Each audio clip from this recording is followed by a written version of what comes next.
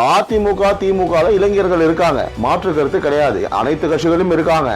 ஆனா அந்த ஒரு பவர் விஜய்க்காக களத்துல ஃப்ரீயா வந்து ரோட்ல விட்டாங்க.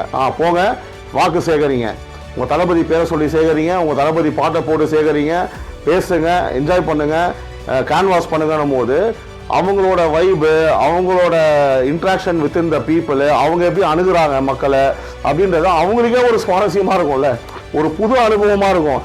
திமுக அதிமுக பல எலெக்ஷனை பார்த்துருப்பாங்க, ஓகே ரைட்டு. இவங்களுக்கு வந்து எலெக்ஷன்ஸை தாண்டி அவர் குடும்பத்துக்காக, அவர் அண்ணனுக்காக, என் குடும்பத்தில் ஒருத்தர் நிற்கிறான்டா, என் குடும்பம் எங்கள் அண்ணன் தலைவர், எங்கள் அண்ணனுக்காக ஒருத்தர் நிற்கிறாருன்னு எல்லா வேலையிலையுமே வீரியம் எப்படி இருக்கு, எந்த லெவலில் இறங்கி பார்க்குறாங்க அப்படின்றத வந்து மக்கள் உற்று நோக்குறாங்க, என்ஜாய் பண்ணுறாங்க. மற்ற கட்சியெல்லாம் வந்து என்னடா இது, நம்மளும் எலெக்ஷனுக்கு காசு கொடுக்குறோம், 1 மணி நேரம் வந்து பார்த்தீங்கன்னா ஃபஸ்ட்டு ஸ்டார்ட் பண்ணும்போது 20 பேர் நிற்கிறானுங்க, அப்புறமேட்டு வந்து பார்த்தா ஒரு 1/2 மணி நேரம் கழிச்சு ஒரு 10 பேர் ஆகலாம், இன்னொரு 1/2 மணி நேரம் கழிச்சு பார்த்தா 5 பேர் ஆகலாம், திரும்பி பார்த்தா வெறும் கேண்டிடேட் பண்ண வந்து போயிட்டு இருப்பாரு. புரியுதா? இது வந்து நிறைய இடத்துல நடக்கும்.